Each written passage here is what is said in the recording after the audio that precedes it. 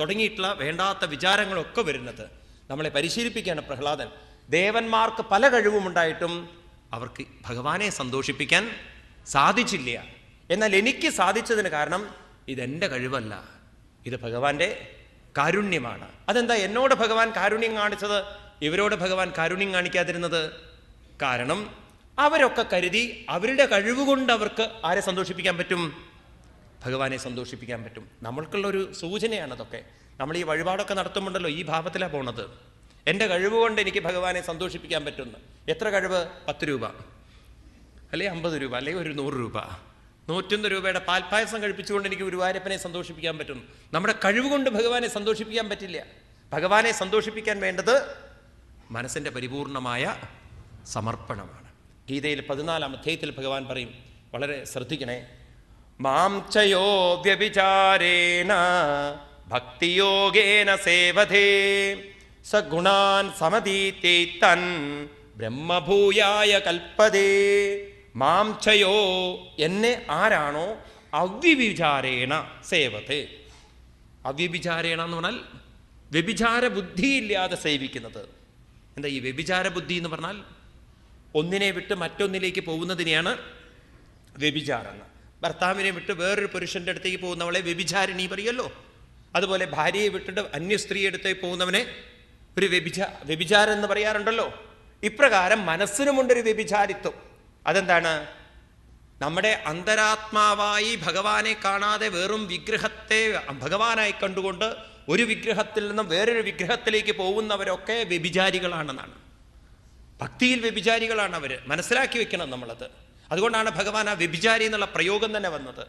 അവ്യഭിചാരേണ, അവ്യഭിചാരിത്വം എന്ന് പറഞ്ഞാൽ നമ്മളും ഭഗവാനും ഒട്ടും വേറെയല്ല എന്നുള്ള ബോധമുള്ളവരെയാണ് അവ്യഭിചാരികളത്. എൻ്റെ ഭർത്താവും ഞാനും എന്നൊരു ഭാര്യ പറയുമ്പം ഭർത്താവിൽ നിന്ന് അന്യമായി എനിക്ക് മറ്റൊരാളും ഇല്ല. എനിക്ക് പരിപൂർണമായി എൻ്റെ ആശ്രയം ആര് തന്നെ? ഭർത്താവ് തന്നെ. അതുപോലെ എൻ്റെ ഭാര്യ തന്നെയാണ് എൻ്റെ സർവസ്വം എന്നൊരു ഭർത്താവ് പറയുന്നത് പോലെ നമ്മുടെ മനസ്സ് ആരെ കാണണം? ഉള്ളിൽ നിറഞ്ഞിരിക്കുന്നൊരു ഭഗവാനെ കാണണം. നോക്കൂ, ഈ വിഗ്രഹങ്ങൾ ആരാധിക്കുന്ന സമയത്ത് നല്ലവണ്ണം ധരിച്ചു വെക്കേണ്ടത് വിഗ്രഹത്തെ ആരാധിക്കുന്നത് എന്തിനു വേണ്ടിയിട്ടാണ്? നമ്മൾ കഴിഞ്ഞ പല ക്ലാസ്സുകളിലും നിങ്ങളോട് തുറന്ന് ചർച്ച ചെയ്ത കാര്യമാണ്, മറക്കരുത്. വിഗ്രഹങ്ങളെ നമ്മൾ ആരാധിക്കുന്നത് നമ്മുടെ മനസ്സിനെ സമബുദ്ധിയിലേക്ക് എത്തിക്കാൻ വേണ്ടിയിട്ടാണ്. സമബുദ്ധി എത്തിക്കഴിഞ്ഞാൽ പിന്നെ വിഗ്രഹങ്ങളെ വിട്ട് ആരിലേക്ക് ചേരാം? ഭഗവാനിലേക്ക് ചേരാം. ഇതാണ് ഭഗവാന്റെ പ്രഖ്യാപനം. സർവത്ര സമബുദ്ധയ തേ പ്രാപ്നുവന്തി മാമേവ. ആർക്ക് സമബുദ്ധിയുണ്ടോ അവർക്ക് എന്നെ പ്രാപിക്കാൻ സാധിക്കും. അപ്പൊ ആ സമബുദ്ധി കൈവരിക്കാൻ എന്ത് വേണം? തൻ്റെ അന്തരാത്മാവ് തന്നെയാണ് ഞാൻ ഉപാസിക്കുന്ന രൂപമെന്ന്. ഇന്നലെ ഇതൊക്കെ ഞാൻ പറയണ്ടായി. നാമവും നാമിയും, രൂപവും രൂപത്തിനതീതമായിരിക്കുന്ന തത്വവും. ഇത് ഗ്രഹിച്ചുകൊണ്ട് നമ്മൾ നമ്മുടെ മനസ്സിനെ ഉയർത്തിക്കഴിഞ്ഞാൽ, ഭഗവാൻ നമ്മളിൽ നിന്നും അന്യമല്ല എന്ന ബോധം വന്നാൽ, മനസ്സിനെ ഭഗവാനിലേക്ക് ചേർക്കാൻ നമുക്ക് സാധിച്ചാൽ ഭഗവാനെ പോലും പേടിക്കേണ്ട ആവശ്യമില്ല. അപ്പം ദേവന്മാരുടെ ഭക്തി എന്ന് പറയുന്നത് ഭയഭക്തിയാണ്. എന്നാൽ പ്രഹ്ലാദന്റെ ഭക്തി എന്ന് പറയുന്നത് അഭയഭക്തിയാണ്. ഭഗവാൻ നമ്മളിൽ നിന്നൊക്കെ പ്രതീക്ഷിക്കുന്നത് ഏത് ഭക്തിയാണ്? അഭയഭക്തിയാണ്. ഹിന്ദുക്കളുണ്ടല്ലോ, ഭൂരിപക്ഷം ഭയഭക്തിയിലാണ്. വിളക്ക് കെട്ടുകഴിഞ്ഞാൽ ഇനിയിപ്പോൾ എന്താ ഉണ്ടാവുക എന്ന്, വിഗ്രഹം പൊട്ടിയ ഇനിയിപ്പോൾ എന്താ ഉണ്ടാവുക എന്ന്, അതുപോലെ കയ്യിൽ നിന്ന് വല്ലതും വീണുപോയാൽ ഇനിയിപ്പോൾ എന്താ ഉണ്ടാവുക എന്ന്, ഇങ്ങനെ ഓരോ കാര്യത്തിലും ഭയമാണ്, പല ഭയങ്ങളാണ്. അതുകൊണ്ടാണല്ലോ ചരട് കെട്ടാനും മേലസ് കെട്ടാനൊക്കെ പോകുന്നത് ആളുകൾ. കാരണം ഇനി വല്ല കുഴപ്പവും ഭഗവാൻ ഉണ്ടാക്കൂ എന്നുള്ളത്. ഭഗവാനല്ല കുഴപ്പമുണ്ടാക്കുന്നത്. കുഴപ്പമുണ്ടാക്കുന്നതൊക്കെ നമ്മുടെ മനസ്സാണ്. മനസ്സ് ദുർബലമായാൽ, മനസ്സ് അവിവേകമുള്ളതായി കഴിഞ്ഞാൽ ആ മനസ്സ് നിങ്ങളെ തളർത്തും. ഒരു ഭഗവാനും നിങ്ങളെ ഒരു തരത്തിലും പേടിപ്പിക്കുന്നില്ല. ഉണ്ടോ? ഇല്ലയോ? ഭഗവാനല്ല നമ്മളെ പേടിപ്പിക്കുന്നത്. അതുകൊണ്ട് നമ്മുടെ ഭാരതീയ ശാസ്ത്രങ്ങൾ നമ്മളോട് പറയുന്നത് ധീരരാവൂ എന്നാണ്. ധീരരായി ഭജിക്കൂ എന്നാണ്. നിങ്ങൾ എവിടെയും കണ്ടിട്ടുണ്ടോ ഭീരുവായി എന്നെ ഭജിക്കൂ എന്നുള്ളത്? യം ഹി നവ്യഥയന്തേ തേ പുരുഷം പുരുഷശഭ സമദുഃഖസുഖം ധീരം സോമൃതത്വായ കൽപ്പതേ.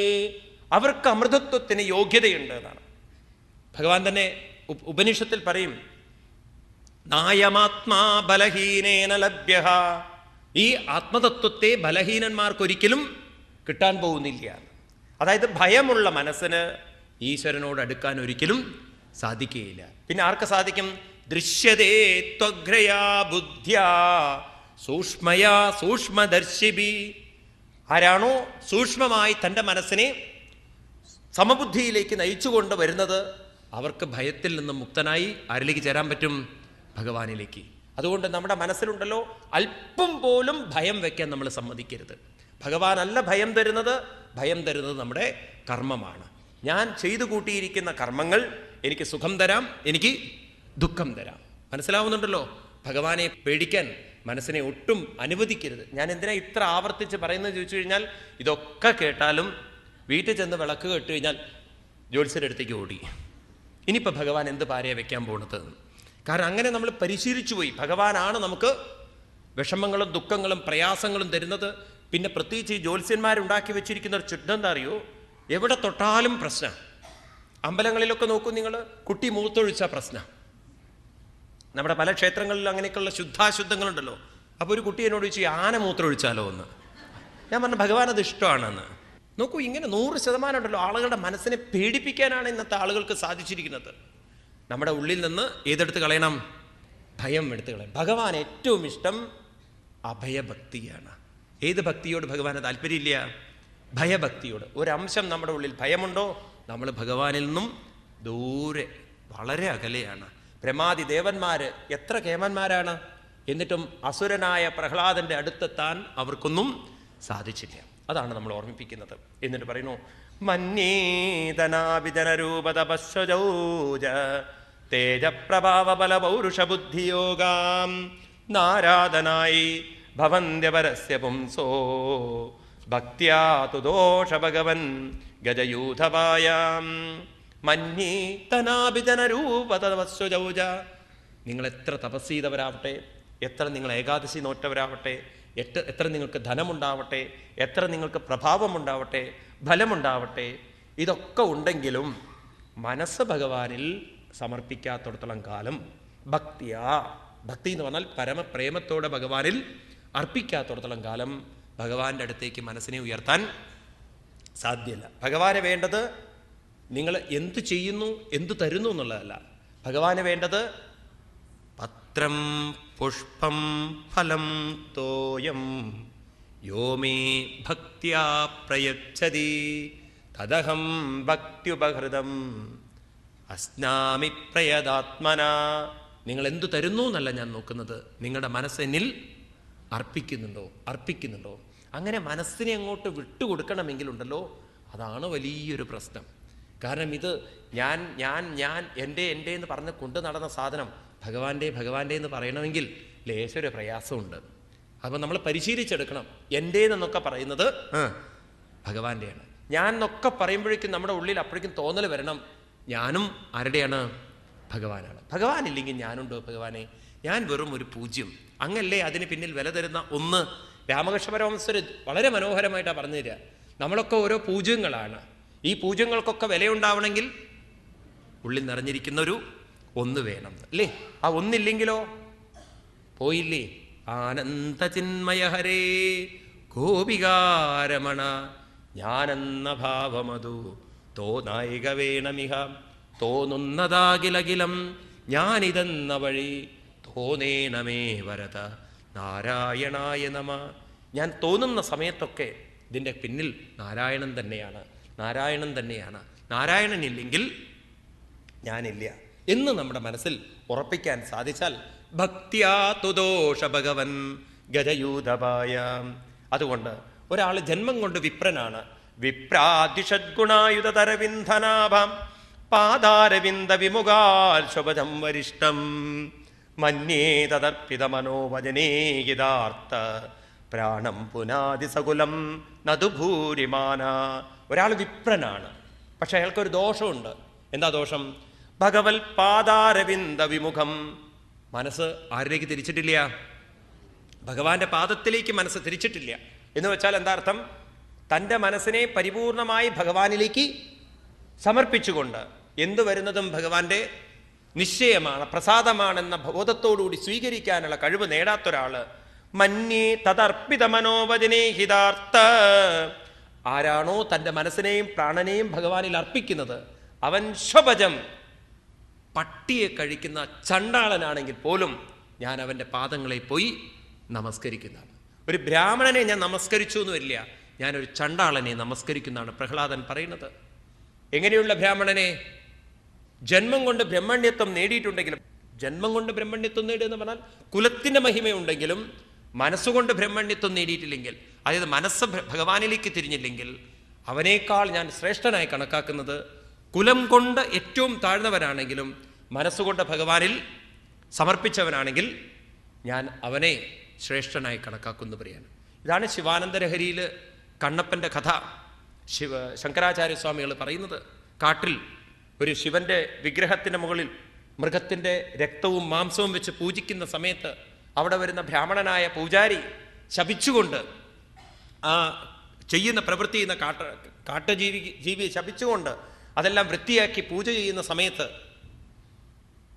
അയാൾ മനസ്സിലാക്കിയില്ല, അയാളുടെ വെള്ളം കൊണ്ടുള്ള അഭിഷേകവും പൂക്കളെ കൊണ്ടുള്ള അർച്ചനകളെക്കാളും ഭഗവാൻ ഏറ്റവും ഇഷ്ടപ്പെടുന്നത് മറ്റവൻ്റെ മൃഗത്തെ കൊന്നുകൊണ്ടുള്ള പൂജകളാണ്. അപ്പോൾ ഒരു ദിവസം ഈ ബ്രാഹ്മണൻ നോക്കുകയാണ് ആരാ ഈ പ്രവൃത്തി ചെയ്യുന്നത് എന്ന്. അങ്ങനെ വന്ന് നോക്കുമ്പോൾ കാണുന്ന കാഴ്ച എന്താണെന്ന് വെച്ചാൽ ഭഗവാന്റെ വിഗ്രഹത്തിൻ്റെ മുന്നിൽ ഇവൻ നിൽക്കണു. എന്നിട്ട് ഈ കാട്ടാളൻ വന്ന്, കാട്ടാളൻ്റെ കാട്ടുജീവി, അവൻ നോക്കുമ്പോൾ വിഗ്രഹത്തിൽ നിന്ന്, ഭഗവാന്റെ വിഗ്രഹത്തിൻ്റെ ഒരു ഭാഗത്ത് നിന്ന്, കണ്ണെന്ന് പറയുന്ന സങ്കല്പിക്കുന്ന ഭാഗത്ത് നിന്ന് രക്തം പുറത്തേക്ക് വരികയാണ്. അപ്പോൾ ഉടനെ എന്ത് ചെയ്തു അത്രേ, കത്തി കൊണ്ട് തൻ്റെ കണ്ണ് ചുഴന്നെടുത്ത് ഭഗവാന്റെ കണ്ണിൽ വെച്ച് ആ ഭാഗത്ത് വെച്ചു എന്നാണ്. അപ്പോഴേക്കും രണ്ടാമത്തെ കണ്ണിൻ്റെ ഭാഗത്തുനിന്നും രക്തം വരുന്നത് കണ്ടപ്പോൾ തൻ്റെ കാലിൻ്റെ പെരലുകൊണ്ട് ഭഗവാന്റെ കണ്ണ് അമർത്തി വെച്ചു എന്നാണ്. അതെന്തിനാണ് അത്ര കാലിൻ്റെ പെരുവിരൽ കൊണ്ട് അമർത്തി വയ്ക്കുന്നത്? അതെവിടെയാണ് വെക്കേണ്ടതെന്ന് ഇനി കാണാൻ പറ്റില്ലല്ലോ. എന്നിട്ട് തൻ്റെ കണ്ണ് ചുഴന്നെടുക്കുന്ന സമയത്ത് വിഗ്രഹത്തിൽ നിന്നൊരു തേജസ് വന്നു എന്നാണ്. ബ്രാഹ്മണൻ അത് കാണാൻ സാധിച്ചില്ല, എന്നാൽ ഈ കാട്ടിൽ വസിക്കുന്നവന് കാണാൻ സാധിച്ചു. അതുകൊണ്ട് ശങ്കരാചാര്യസ്വാമികൾ പറയുന്നു, ഈ ബാഹ്യമായ ഈശ്വരനെ കണ്ട് പൂജിക്കുന്നവനേക്കാൾ തൻ്റെ അന്തരാത്മാവായി ഭഗവാനെ കാണുന്ന ഈ കണ്ണപ്പനെ ഞാൻ നമസ്കരിക്കുകയാണ്. ഇവിടെ ഇത് തന്നെ പറയാം, ശബജം വരിഷ്ഠം. കാരണം അവൻ അവൻ്റെ മനസ്സിനെയും പ്രാണനെയും ഭഗവാനെ സമർപ്പിച്ചിരിക്കുകയാണ്. അല്ലാത്തവൻ അവനെയും ശുദ്ധീകരിക്കുന്നില്ല, അവൻ്റെ കുലത്തെയും ശുദ്ധീകരിക്കുന്നില്ല. ഇതാണ് നമ്മളെ പ്രഹ്ലാദൻ പഠിപ്പിക്കുന്ന ഭക്തി. നാം എന്തു ചെയ്യുന്നു എന്നുള്ളതല്ല, ആചാരാനുഷ്ഠാനങ്ങൾക്കല്ല പ്രാധാന്യം കൊടുത്തിരിക്കുന്നത് അർപ്പണത്തിനാണ്. അതുകൊണ്ടാണ് നമ്മുടെ സൗത്ത് ഇന്ത്യയിൽ ആചാരാനുഷ്ഠാനങ്ങളും നോർത്ത് ഇന്ത്യയിൽ ആചാരാനുഷ്ഠാനങ്ങളും വളരെ വ്യത്യാസം. നമ്മളിവിടെ ശുദ്ധമൊക്കെ നോക്കിയിരിക്കും, നോർത്ത് ഇന്ത്യയിൽ അവരതൊന്നും നോക്കുന്നില്ല. ഉണ്ടോ?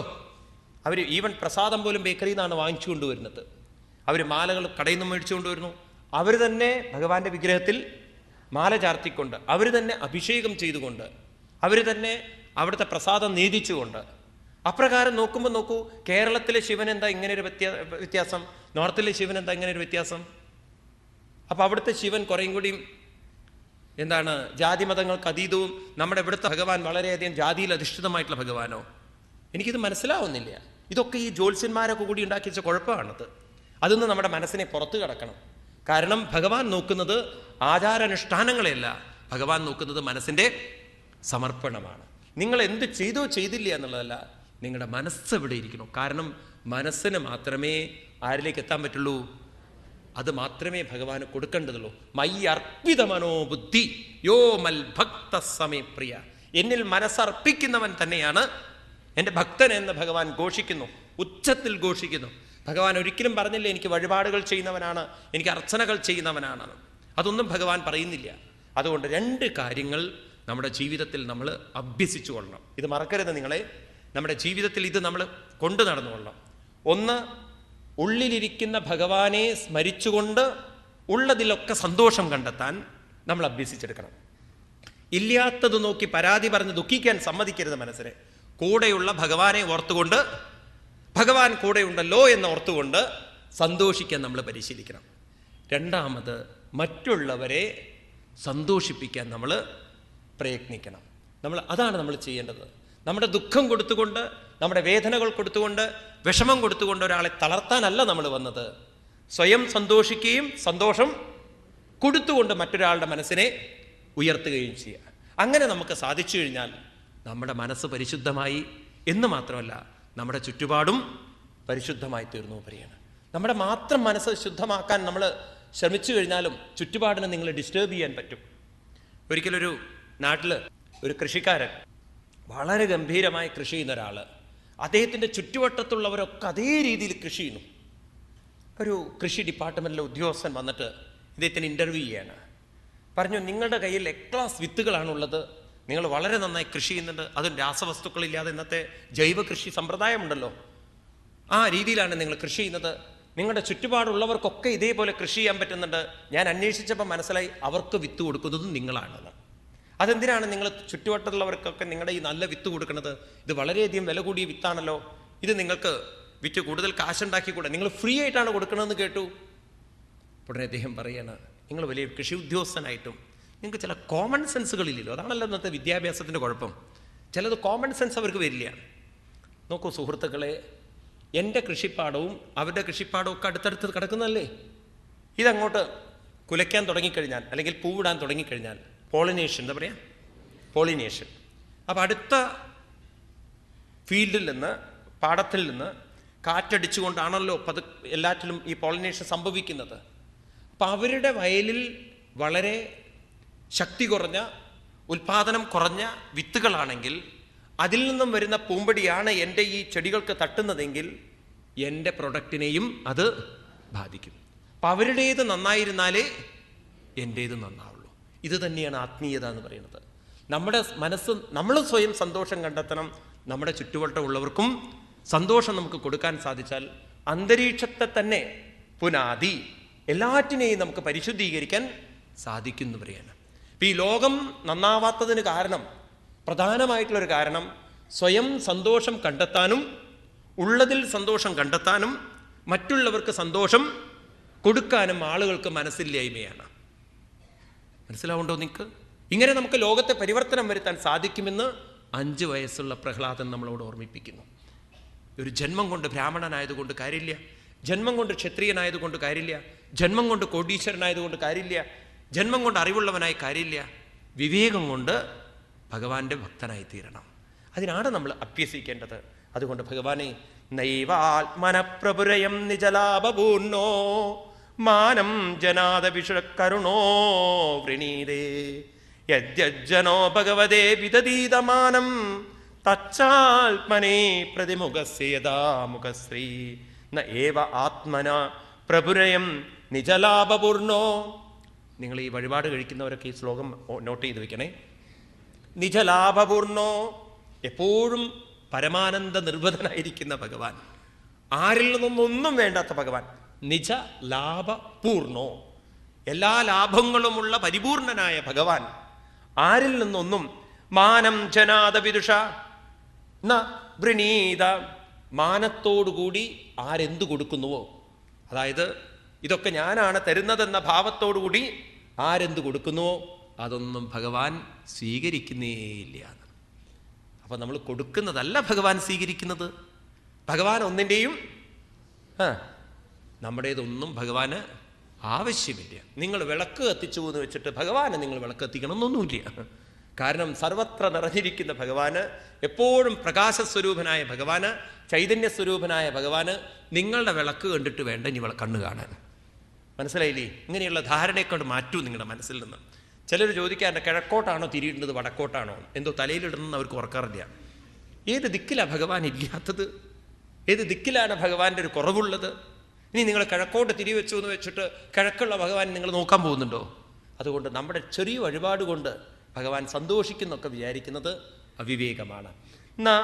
നിജലാഭപൂർണോ മാനം ചനാദ വിദുഷക്കരുണോ വിനീതേ. അപ്പൊ ഭഗവാനെ സന്തോഷിപ്പിക്കാൻ എന്താ വഴി? യദ്യൽജനോ ഭഗവതേ വിദധീതമാനം തച്ചാത്മനേ പ്രതിമുഖസ്യ യഥാമുഖശ്രീ. ആരാണോ തൻ്റെ മാനങ്ങളൊക്കെ വിട്ട്, തൻ്റെ അഭിമാനങ്ങളും ദുരഭിമാനങ്ങളും ദുഃഖങ്ങളും വിഷമങ്ങളും, ഭഗവാന്റെ മുന്നിൽ പരാതിയില്ല, ഭഗവാന്റെ മുന്നിൽ ആഗ്രഹങ്ങളില്ല, എന്ത് തന്നാലും അത് അവിടുത്തെ പ്രസാദമായി ഞാൻ സ്വീകരിച്ചു കൊള്ളാം, ഭഗവാന്റെ പ്രസാദമായി സ്വീകരിച്ചു കൊള്ളാം എന്ന രീതിയിൽ ആരാണോ തന്നെ സമർപ്പിക്കുന്നത്, ഭഗവാനോട് മുഖം കാണിക്കുന്നത്, അവന് ഭഗവാനും മുഖം കാണിക്കുന്നവരെയാണ്. ഗീതയിൽ പറയുന്നത് പോലെ ഏയതാമാം പ്രപദ്യന്തേ താം തദൈവ ഭജാമ്യഹം മമ ആത്മാനുവർത്തന്തേ മനുഷ്യ പാർത്ഥ സർവച. ആരെപ്രകാരം എന്നിലേക്ക് തിരിയുന്നോ അപ്രകാരം ഞാൻ അവരിലേക്ക് തിരിയുന്നു.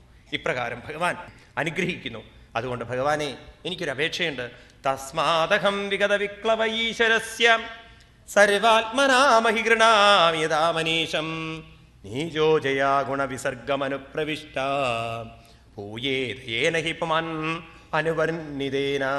ഭഗവാനെ, അതുകൊണ്ട് വിഗത വിക്ലവ, എൻ്റെ മനസ്സിലുള്ള ഭയവും സംശയം വിട്ടുകൊണ്ട് സർവാത്മനാമഹി ഗൃണാമി, അങ്ങേ സർവാത്മാവായി സർവചരാചരങ്ങളും ഇരിക്കുന്ന ആത്മസ്വരൂപനായി എന്നിൽ നിറഞ്ഞിരിക്കുന്ന ഒരു ചൈതന്യമായി ഞാൻ അങ്ങേ ഗൃണാമി, ഞാൻ സ്വീകരിച്ചിരിക്കുന്ന ഭഗവാനെ.